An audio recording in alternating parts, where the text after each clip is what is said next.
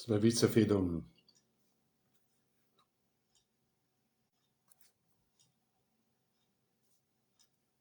N-am intrat de mult și îmi lipsește, mi-e dor, am mai intrat mai mult în scris cu gânduri pe care le-am postat pe Facebook și pe pagina mea pe grupul pe care l-am făcut, pe care vă îndemn, dacă vă place Cuvântul lui Dumnezeu și învățătura sănătoasă, grupul Închinători în Duh și în Adevăr. Am spus, acolo tot am mai intrat scris, cu texte, cu gânduri și am cam lăsat un pic partea asta cu video, cu din astea și să mai postez, că n-am mai intrat de mult și ne-a fost dor să ne mai vedem, să ne mai auzim. Să mai auzim cuvântul Evangheliei, chiar atâta de bun și de minunat. Și mai ies până mai intră mai mulți. Să cânt o cântare de laudă la Dumnezeu, care ne-a făcut mult bine, ne-a binecuvântat, ne-a păzit, ne-a purtat de grijă și ne-a dat viață și vrem să lăudăm bunătatea Lui. Și cântarea spune, o cât de bun.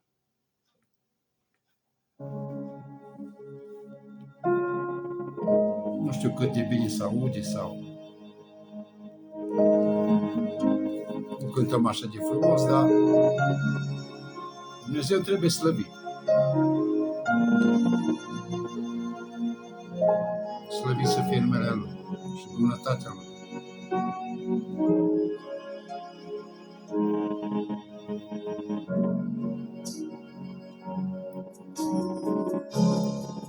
E uimitor ce dragoste arăți pentru mine. Ai hotărât să fiu al tău, plătit cu al tău sânge. Oh, cât de bun! Oh, cât de bun! Oh, cât de bun! Doamne, ești cu mine.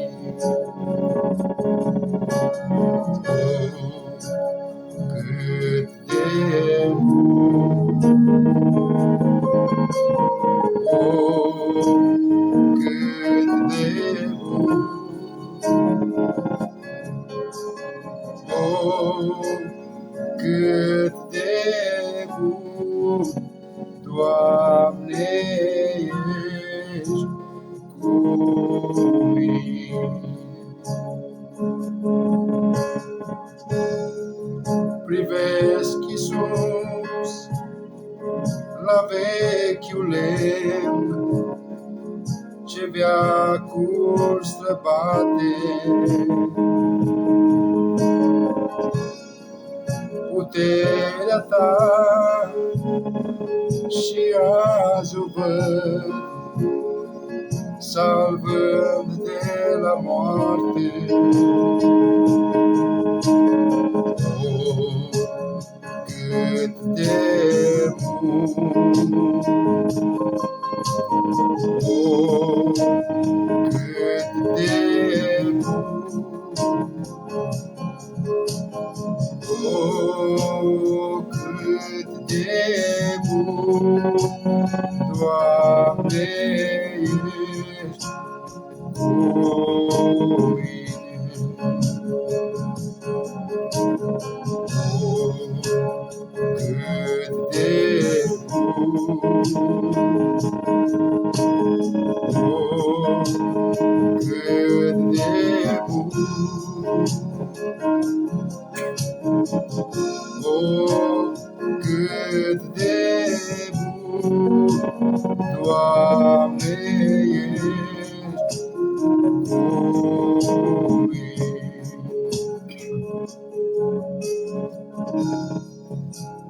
Încercă când vor veni, Doamne, adu-mi aminte. Destinul meu e în mâna Ta, Te-ai dat pentru mine. Oh, cât de bun! Oh, cât de bun! Oh, cât de bun! Doamne, ești cu mine. Oh, cât de bun! Oh, cât de bun! Oh,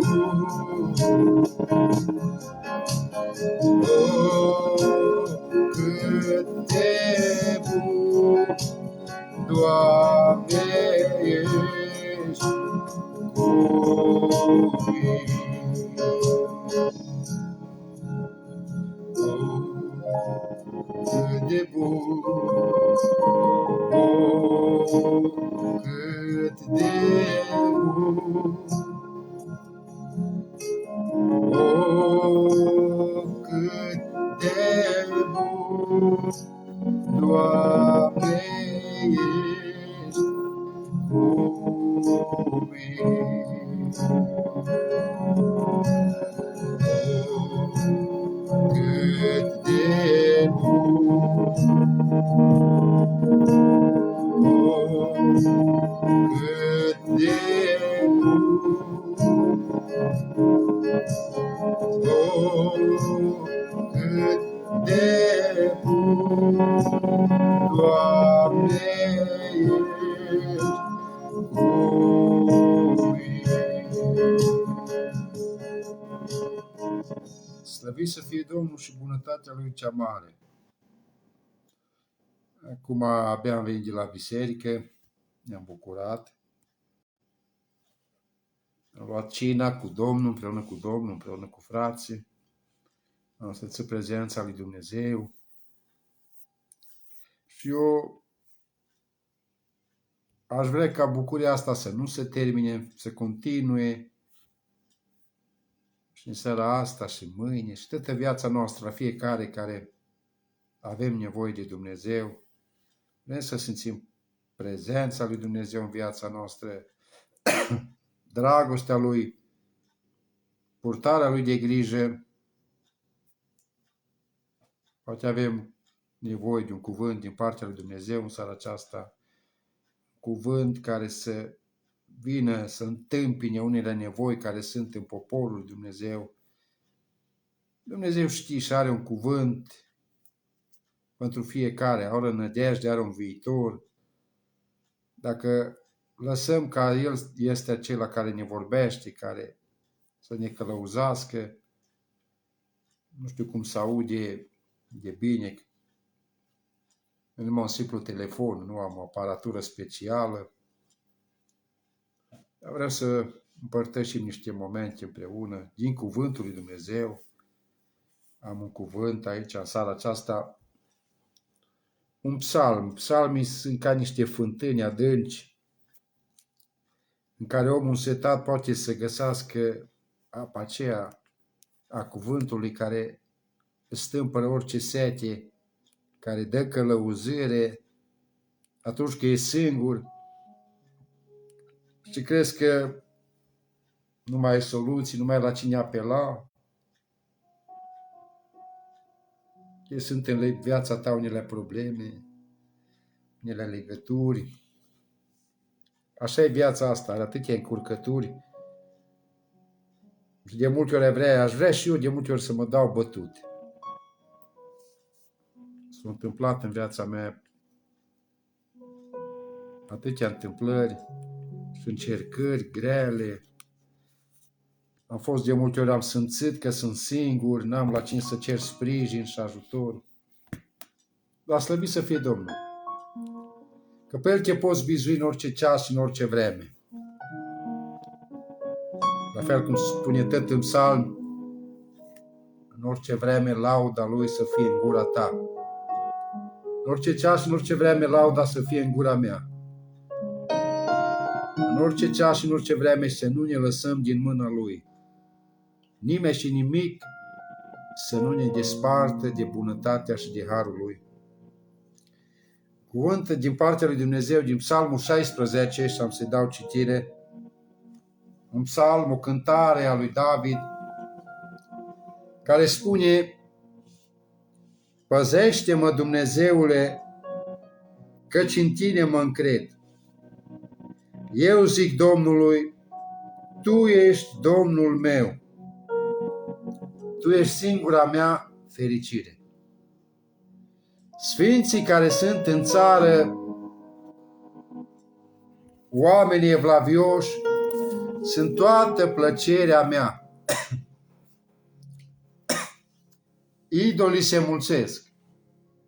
Oamenii aleargă după Dumnezei străini, dar eu n-aduc jertfele lor de sânge și nu pun numele lor pe buzele mele. Domnul este partea mea de moștenire și paharul meu. Tu mi îndrepți sorțul. O moștenire plăcută mi-a căzut la sorți. O moșie frumoasă mi-a fost dată. Eu binecuvântos pe Domnul care mă sfătuiește, căci până și noaptea îmi dă îndemnuri inima. Am necurmat pe Domnul înaintea ochilor mei. Când este El la dreapta mea, nu mă clatin. De aceea inima mi se bucură, sufletul mi se veselește și trupul mi se odihnește în liniște, căci nu vei lăsa sufletul meu în locuința morților. Nu vei îngădui ca preaiubitul tău să vadă putrezirea. Îmi vei arăta cărarea vieții. Înaintea feței tale sunt bucurii nespuse și desfătări veșnice în dreapta ta. Slăvit să fie Domnul!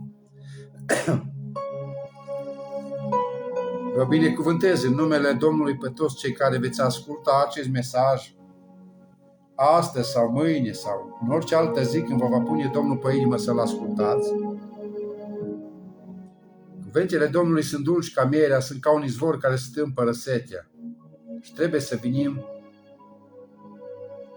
la fântâna aceea la care stă Iisus și așteaptă, chiar dacă afară e frig,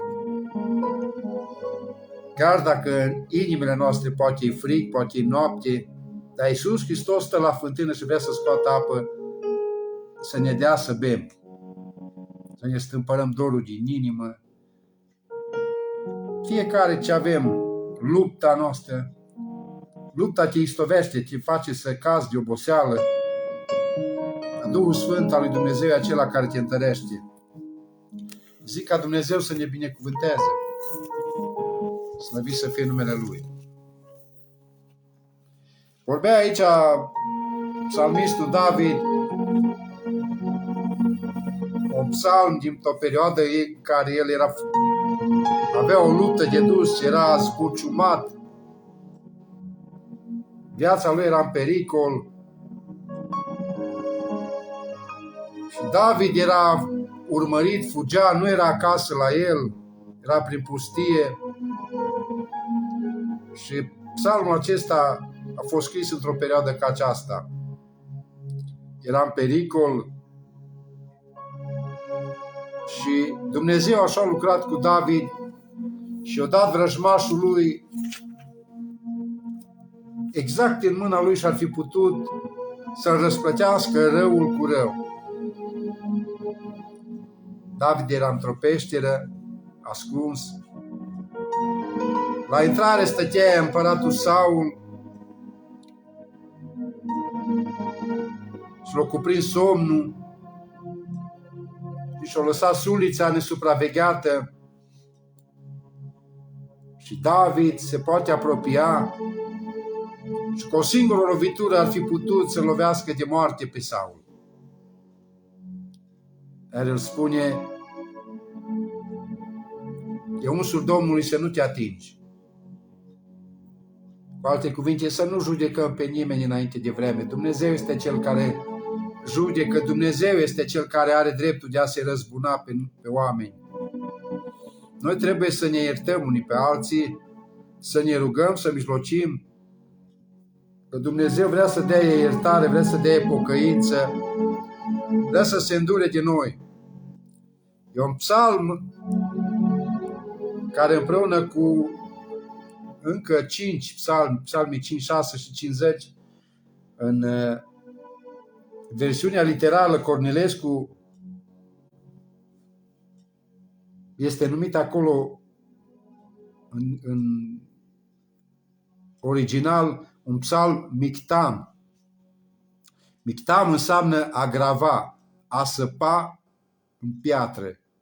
A săpa în piatră, Dumnezeu când spune acest lucru, arată puterea unui lucru la care trebuie să fim atenți întotdeauna și să nu uităm, să-l gravăm, așa cum spune în Proverbe: sapă-ți legea pe tăblița inimii tale și poartă-le la gât întotdeauna.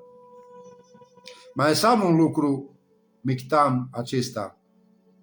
Înseamnă un lucru ascuns, un lucru misterios, o taină, și taina aceea este că psalmii vorbesc, și mai ales psalmii aceștia, psalmul 16 și psalmii 56 până la 60. Toți au fost scris în această perioadă de David, când era urmărit și Dumnezeu a dat izbăvire și a lucrat minunat prin el. O taină care este descoperită aici în psalmul 16, în versetul 10. Nu vei lăsa sufletul meu în locuința morților, nu vei îngădui ca prea iubitul tău să vadă putrezirea. David vorbește despre situația lui. În situația aceea Dumnezeu l-a scăpat de moarte, l-a scăpat de mâna vrăjmașilor, dar vorbește Duhul Sfânt aici, de fapt, vorbește profetic despre Hristos și despre învierea Lui, aceea glorioasă. E o taină care nu mai e niciun secret, nicio taină. Scriptura ne-a descoperit-o și vestea bună a Evangheliei. Iisus Hristos a murit și a plătit pentru păcatele mele. Iisus Hristos a înviat și este viu și dacă toți care cred că au murit față de păcat prin moartea Lui, toți aceștia vor avea parte și la învierea aceea veșnică împreună cu Iisus Hristos. Pentru un singur om a venit moartea, prin Adam, și pentru un singur om, omul Iisus, Dumnezeu, Hristos, a venit viața pentru toți cei care cred în El. Ați văzut aici, în versetul 1 și 2 spune: păzește-mă, Dumnezeule, căci în Tine mă încred.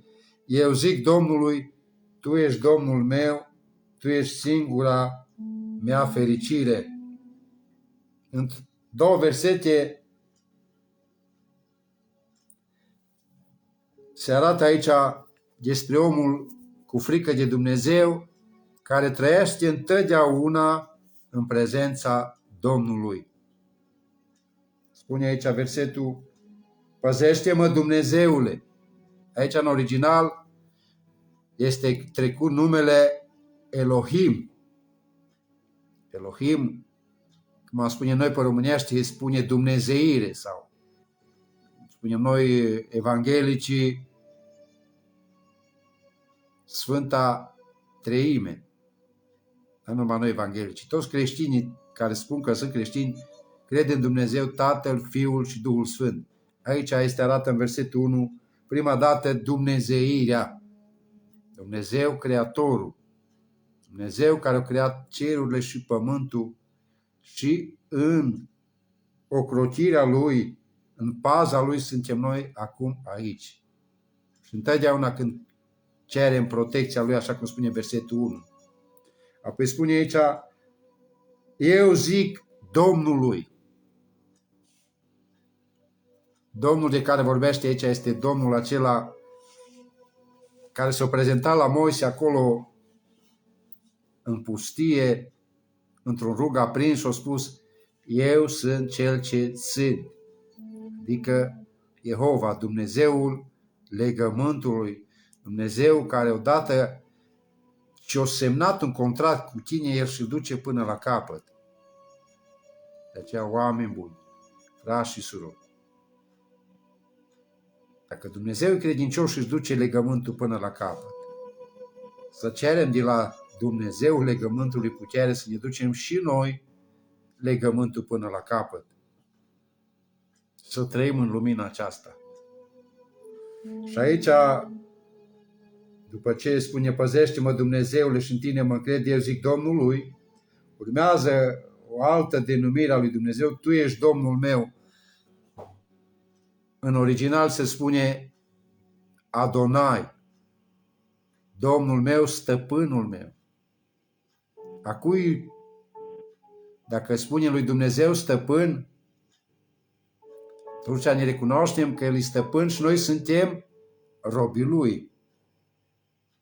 O plătit un preț, ne-o răscumpărat, o plătit un preț mare și greu, care nu a putut nimeni să-l plătească. Și dacă l-ar fi plătit cineva, n-ar fi avut aceeași valoare. Nu-i tătuna să moară un om ca să moară Dumnezeu. Un preț foarte mare, noi nu mai suntem ai noștri, nu mai putem trăi după cum ne dictează firea pământească sau cum ne dictează mintea noastră sau cum ne dictează simțurile noastre. Nu mai suntem noi care suntem stăpânul. De aceea spune aici Domnul meu, stăpânul meu. Și să trăim în lumina aceasta, cum am spus. În versetul acesta, în versetul 1, este descris Dumnezeu așa cum este El, Dumnezeu Creator, Tată, Fiu și Duh Sfânt. Dumnezeu al legământului, Dumnezeu stăpân. Aici este protecția omului credincios. În plinătatea aceasta a dumnezeirii, în care dacă atunci trăiești și ceri paza, așa cum spune versetul 1, dacă ceri ocrotirea lui Dumnezeu, niciun dușman nu mai are puterea asupra ta. Noi suntem robii lui Dumnezeu. Când un rob reprezintă pe stăpânul lui, exact la fel cum ar fi stăpânul acolo. Când spui un cuvânt, îl spui din partea stăpânului tău. La fel ca și un sol, ca și un trimis. Noi suntem trimiși lui Dumnezeu, care vestim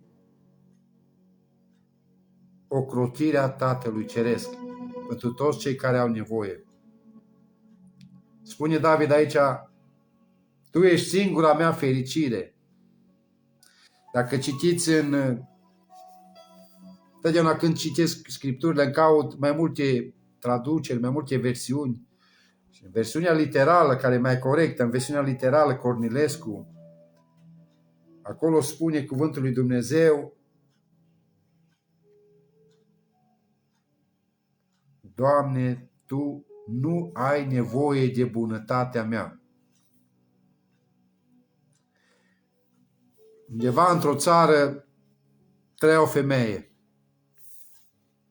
și aceasta avea un copil bolnav. Fiind săracă, nu avea cu ce să cumpere hrană îndestulătoare copilului și doctorul recomanda multe fructe. Trecut pe lângă magazine și a văzut acolo în vitrină struguri. Nu a avut bani destui ca să cumpere. S-a uitat și a trecut mai departe.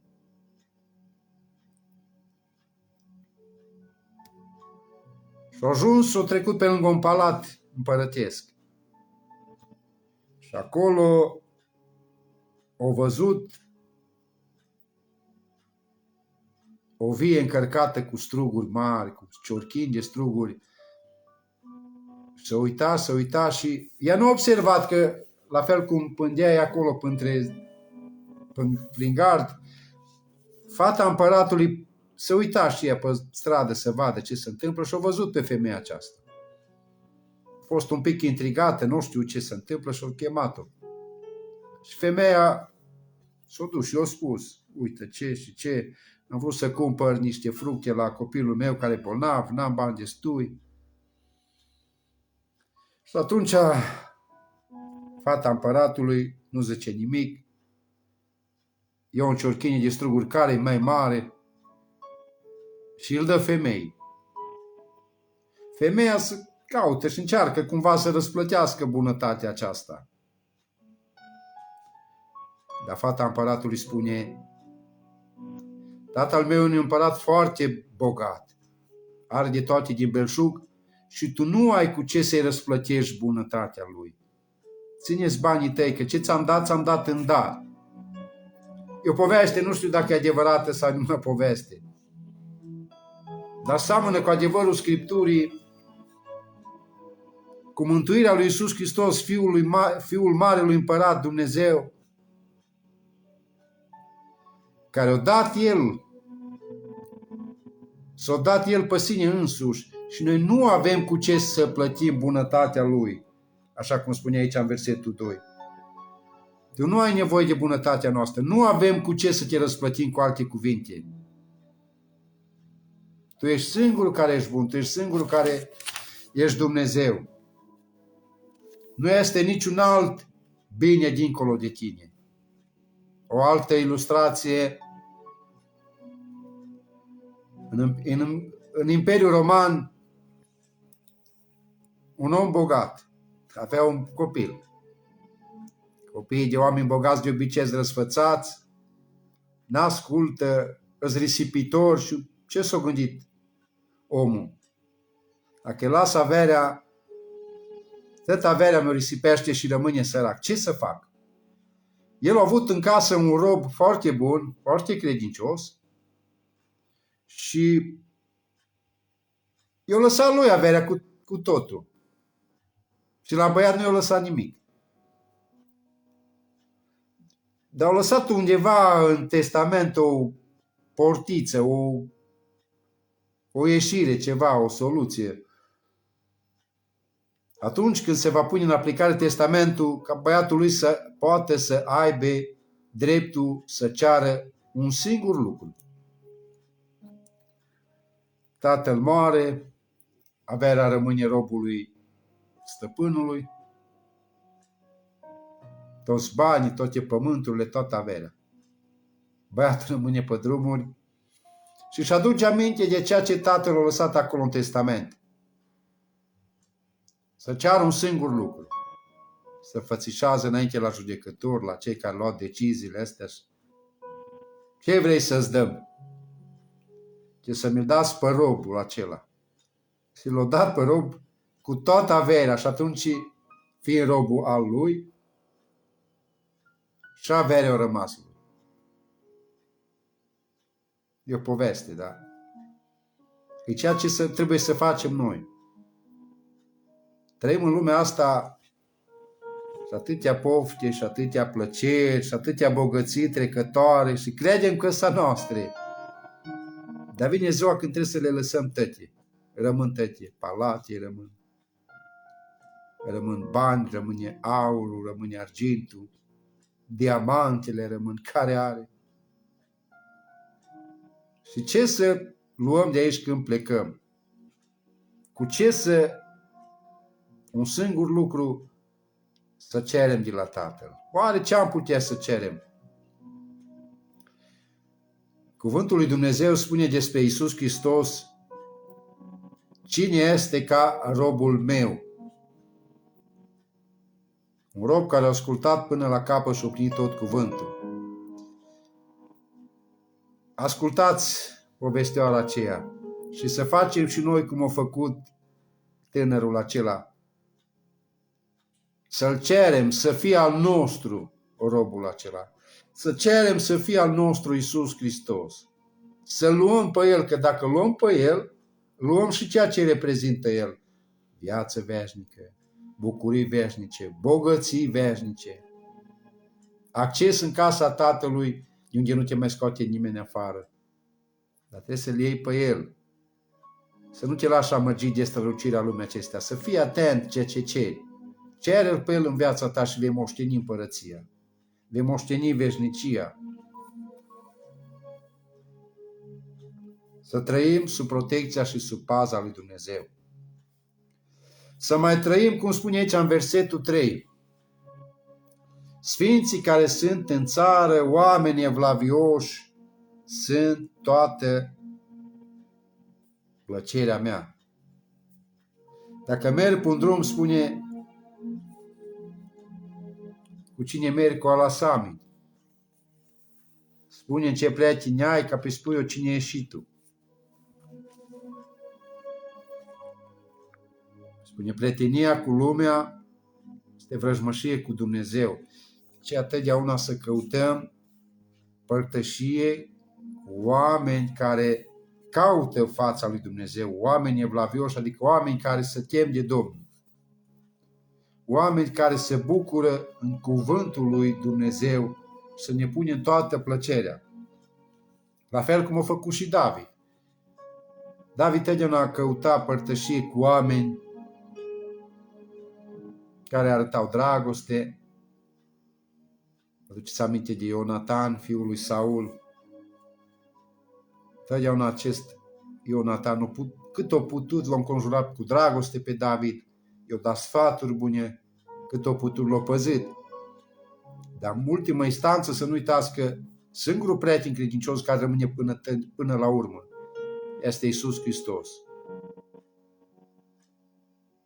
Trebuie să ne iubim unii pe alții, trebuie să ne iubim frații, trebuie să căutăm părtășii sfinte.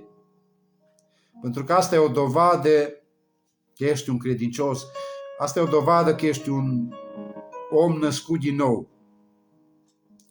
Spune în epistola 1 a lui Ioan, capitolul 3, cu versetul 14, noi știm că am trecut din moarte la viață pentru că iubim pe frați.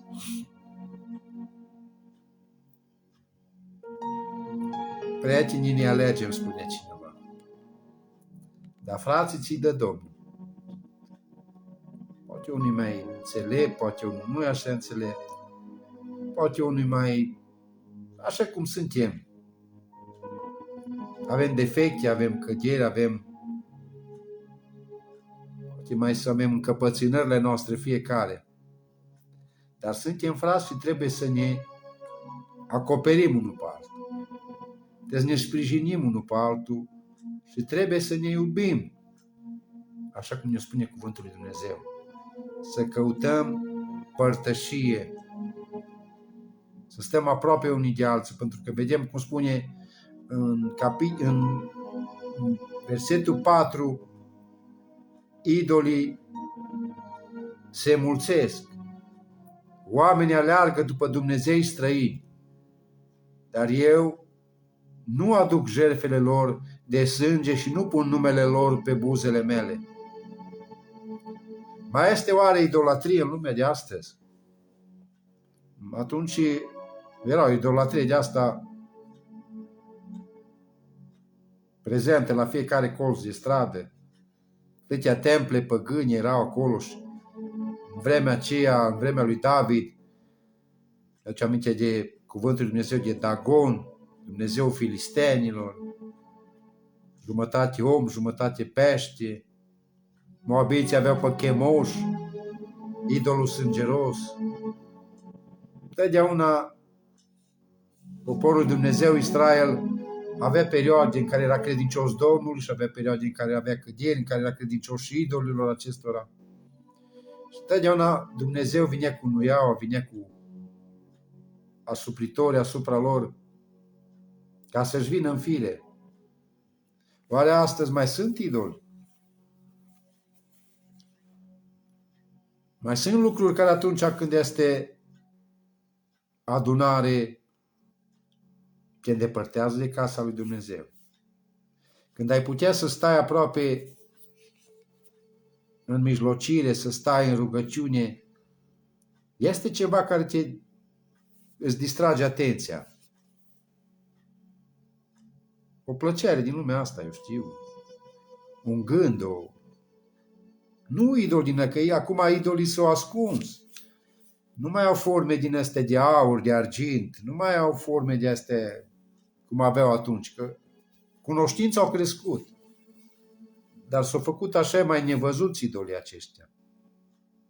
Și o idol care atunci și Scriptura l-a spus, Mamona, iubirea de bani, aceea care ne face să ne părăsim casa, plecăm departe, nu ne mai ajunge averea, nu ne mai ajung banii, vrem să mărim palatul, vrem să umblăm pe străzi de aur, vrem să... Și străzile de aur sunt acolo în Nou Ierusalim, nu sunt aici. Că aurul ăsta pământesc va arde. Spune cuvântul lui Dumnezeu, pământul cu tot ce este pe el va arde. Să nu ne lăsăm în amăgirea idolilor. Doamne, dă-ne înțelepciune, să deosebim, să înțelegem ce sunt aceștia. Să încredem numai pe Domnul. Pentru că spune aici, Domnul este partea mea de moștenire și paharul meu. Tu mi îndrepți sorțul meu. E pe David aici, risca să-și piardă averea și moștenirea lui. Dar Saul era pe urmele lui și vrea să iei viața. Avea o moștenire frumoasă, să trăgea din părinți bogați, avea turme, avea... De ce-i trebuia, nu-i lipsea. Dar pentru Dumnezeu o suferit prigoană. Pentru Dumnezeu și-a lăsat averea, și-a lăsat moștenirea și trăia în pustiu, în peșteri, se ascundea, era urmărit. Dar nu a ținut cont de moștenirea asta pământească, pentru că spune aici în versetul 6, o moștenire plăcută mi-a căzut la sorți, o frumoasă moșie mi-a fost dată. Tot timpul, în timpul acestei prigoani și acestei urmăriri la care era supus, David își aducea aminte de ceea ce Dumnezeu i-a spus prin prorocul Samuel. Atunci când Samuel l-a uns pe cap și l-a făcut rege. Știa că o să fie rege, dar nu s-a grăbit. A stat în ascultare de Dumnezeu și a suferit. Spune cuvântul lui Dumnezeu că și noi suntem o seminție aleasă, o neam împărătesc, o preoție, dar deocamdată nu cam suntem, deocamdată. Avem suferință de dus, avem lupte și trebuie să suferim cu Hristos ca să moștenim acea frumoasă moșie pe care ne-a lăsat aici, a scris. E un testament, testamentul ăsta nu se poate șterge, nimeni nu poate. Făgăduințele astea au rămas pentru veșnicie. Trebuie să luptăm, trebuie să răbdăm, trebuie să iubim, pentru ca să moștenim moștenirea cea plăcută care ne-a fost rânduită înainte de facerea lumii. Cum să o moștenim? Să trăim așa cum spune în versetul 7. Eu binecuvântez pe Domnul care mă sfătuiește, că-și până și noaptea îmi dă îndemnuri inima.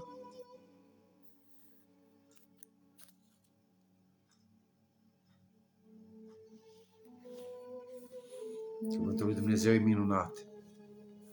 Lumea încearcă în stânga și în dreapta. Că dai drumul la televizor, horoscop, îți spune ce să faci, cum să umbli, unde să te duci, unde să nu te duci. Psihologii spun ce să faci, ce tratament să iei, de cine să asculți, de cine să nu asculți. Atâtea religii și atâtea sfaturi în lumea asta, dar noi trebuie să ascultăm numai de glasul lui Dumnezeu și numai de călăuzirea lui, că El chiar și noaptea în somn. Dacă te încrezi în El și ceri călăuzirea Lui, El o să șoptească ce trebuie să faci. O să-ți descopere chiar și planurile vrășmașului și atacurile lui ți le descoperă ca tu poți să te aperi și poți să chemi numele Domnului să nimicească orice atac al vrășmașului. Trebuie să stăm să ascultăm de călăuzirea Duhului Sfânt. Trebuie să căutăm Scriptura. Noaptea ne vorbește Duhul Sfânt prin vise, prin descoperiri, prin vedenii. Și ziua să ne vorbească cuvântul lui Dumnezeu, să-L strângem neîncetat, să săpăm, să căutăm. Spune aici în versetul 8: am necurmat pe Domnul înaintea ochilor mei, când este la dreapta mea, nu mă clatin. David s-a dus acolo în tabără la Saul și era însoțit de un viteaz al lui. Stătea totdeauna la dreapta lui. Și avea oameni, David, chiar dacă era urmărit și era fugar, avea oameni pe care să bizuia, oameni care erau gata să-și dea viața pentru el. Atunci se luptau oameni cu săbii, cu suliți. Astăzi nu mai ne luptăm cu ele. Astăzi vrem să ne luptăm cu numele Domnului. Numele Domnului este alături de noi. Dacă ne sprijinim pe El, spune cuvântul aici, El este la dreapta mea, dreapta înseamnă acțiune, înseamnă lucrare, înseamnă dăruire pentru lucrarea Domnului. Asta înseamnă dreapta. Dacă dreapta ta lucră pentru Domnul, atunci nu poți să te clatini. N-ai dreptul să te clatini, n-ai dreptul să te chemi. Pentru că la dreapta ta este Dumnezeul știrilor. Dumnezeu îți dă siguranța asta și spune să nu te temi. Și spune aici, în versetul 9, de aceea inima mi se bucură, sufletul mi se veselește și trupul mi se odihnește în liniște. Orice întorsătură de situație ar fi, orice capcană sau umbră a îndoielii ar trimite vrăjmașul împotriva ta. Să știi că ești călăuzit de Dumnezeu. Să știi că ești păzit de cuvântul Lui și El e acela care îți dă bucurie. Și asta se simțește prin arvuna aceea Duhului Sfânt. Ți-a pus o mică sămânță Dumnezeu în gândul tău și știi că ori de câte ori ai nevoie să te apropii de El cu credință. Să fugi repede la Tatăl, să ceri protecția Lui, să ceri îndurarea Lui și să știi în cuvântul Lui, prin credință ai primit arvuna aceea Duhului Sfânt, să știi că ai partea aceea de moștenire împreună cu Isus. Îți dă Isus Hristos, îți dă și aici, pe pământul ăsta, îți dă binecuvântări și îți dă moștenire. Și îți dă bucurii, și îți dă pace, și îți dă ocrotire, și îți dă gândul Lui. Dar mai mult ne va da dincolo.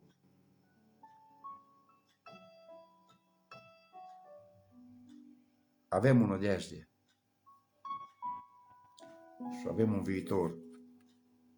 Mai mult decât pentru viața aceasta, că spune într-un loc cuvântul lui Dumnezeu, dacă doar pentru lumea asta ne-am pus nădejdea în Hristos, suntem niște nenorociți.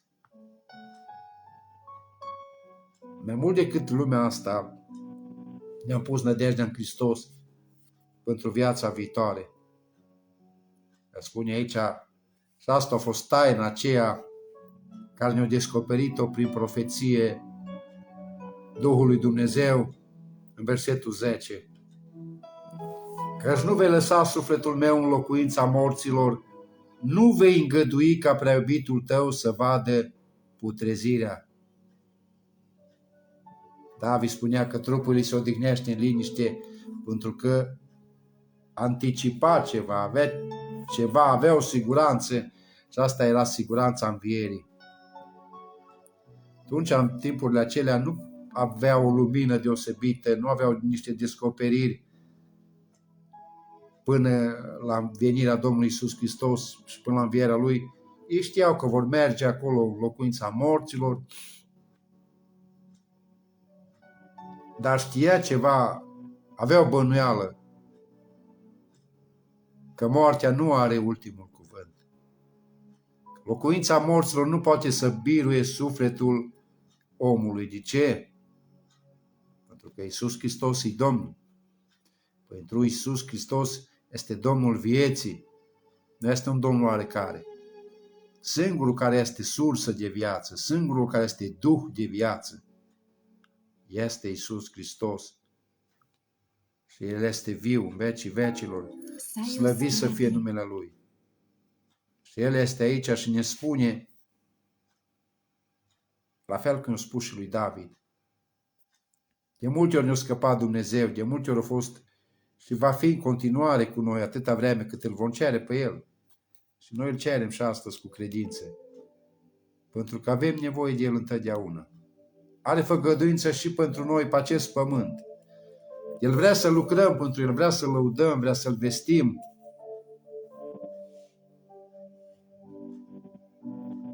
Și să ne asemănăm cu Domnul nostru Iisus Hristos. Moartea nu l-a putut ține legat pe El. Moartea nu ne poate ține legați nici pe noi.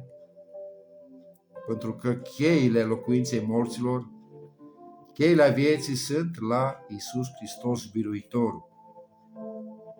O viziune foarte frumoasă, o făgăduință foarte scumpă, dar trebuie să le asumăm, să le cerem, să le luăm, că sa noastră. Ni l-a dat Tatăl din cer, acela despre care am spus la început. Dumnezeu Tatăl, Dumnezeu Fiul, Dumnezeu Duhul Sfânt. Atâtea făgăduințe minunate avem în cuvântul lui Dumnezeu. Ne-a făgăduit că va veni El după noi. Va veni să ne ia acolo pe nor, la nuntă. E o taină aici, iar din nou în versetul 11 îmi spune, vei arăta cărarea vieții. Înaintea feței tale sunt bucurii nespuse și desfătări veșnice în dreapta ta. Asta este combustibilul, cum ar spune, care ne face să mergem, care ne dă putere în fiecare zi, să luptăm, să nu rămânem descoperiți, să știm că suntem întotdeauna păziți de cuvântul lui Dumnezeu. Asta este nădejdea noastră. Unde este Domnul Iisus acum? Iisus este la dreapta lui Dumnezeu. Unde vom fi noi? La dreapta lui Dumnezeu. Unde sunt bucurii nespuse? Unde sunt acele bucurii veșnice? La dreapta lui Dumnezeu. Nu ni se spune ce bucurii și cum vor fi și în ce cantitate. La fel ca un tată care pleacă într-o călătorie, le spune copiilor lor,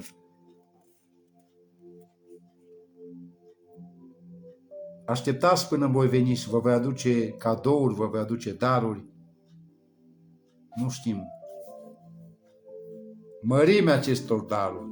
Nu știm și nu putem înțelege deocamdată, dar Dumnezeu ne spune să avem încredere în El, că darurile Lui sunt niște daruri și niște desfătări veșnice la dreapta Lui. Trebuie să începem de acum, trebuie să începem de astăzi, să trăim după cuvântul Lui,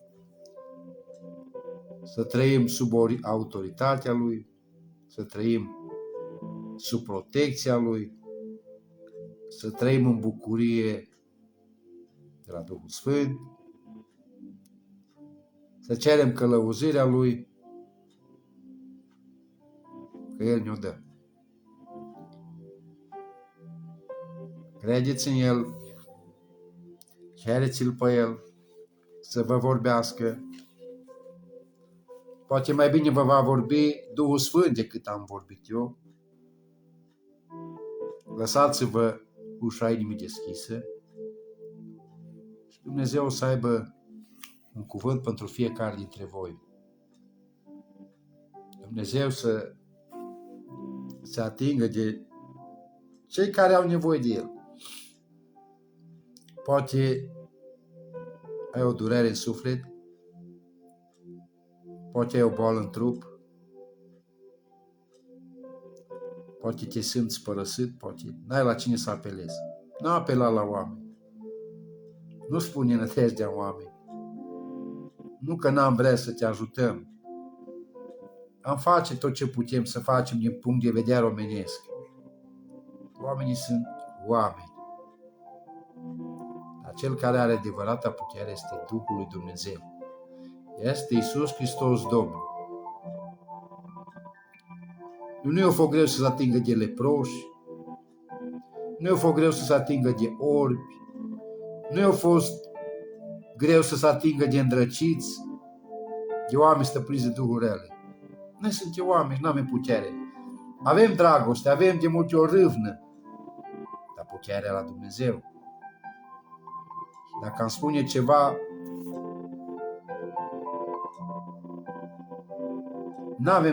nu putem să spunem sau să facem decât aceea cât Dumnezeu ne dă. Dumnezeu ne spune să vă arătăm direcția în care să bateți, să cereți, să căutați.